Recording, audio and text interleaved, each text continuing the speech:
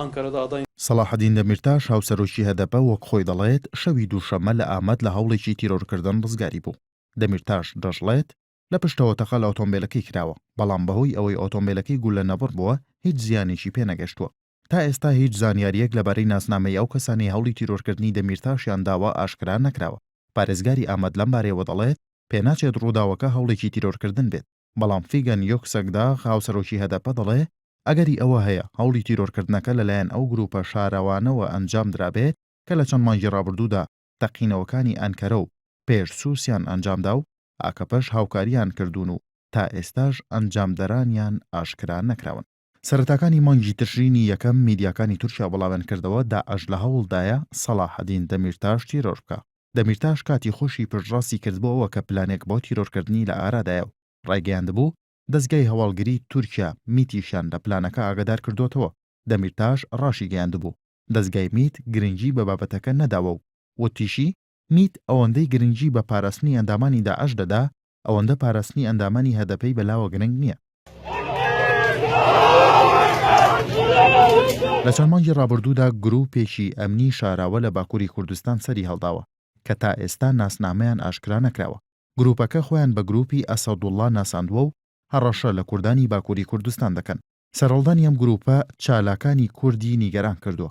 ئەم گروپە یەکەم جار بەر لە 2 مانگ لە کاتی گەمارۆکەی سەر شاری جزیرە بوونی خۆی ئاشکرا کرد کە لە ماوەی 10 ڕۆژی گەمارۆکەدا 23 هاوڵاتی مەدەنی شەهید کران. ئەم گروپە دوای جزیرە لە شارۆچکەی سووری سەر بە ئامەد هەروەها شارەکانی فارقین و وارت و سلۆپی و نسەیبینیش بوونی خۆیان ئاشکرا کرد.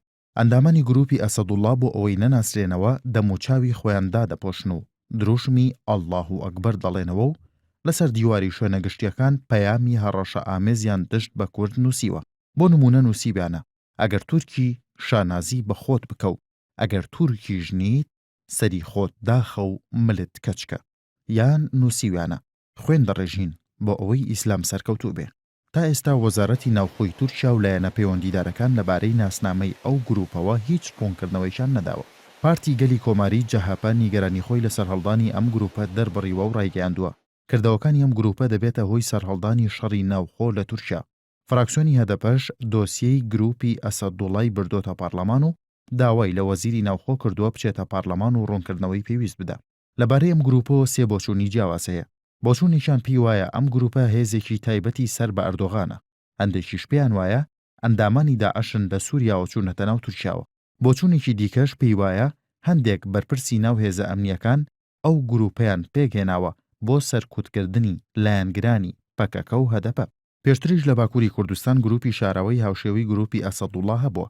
لە هەشتاکان و 90ەکانی سەدەی ڕابردوو گروپە شاراوەکانی ژیتەم و ئەرگەنەکۆن کە لە ناو هێزە ئەمنیەکاندا دروست بوون دەستیان هەبوو لە کوشتن و فراندنی هاوڵاتیانی کورد. بەپێی ئامارەکان 17,000 هاوڵاتی کوردیان لە 90ەکاندا شەهید کردووە. پارێزەری نووسەری ناسراوی تورکیا هاراند دینگ کە لە ساڵی 2007دا لەلایەن گروپی ئەرگەنەکۆنەوە تیرۆرکرا لەبارەی گروپی ئەسەدوڵڵاوە دەڵێت ئەم گروپە لەلایەن ئەندامانی ژیتەم و ئەرگەنەکۆن و بەرپرسانی ئاکەبەوە دروست کراوە.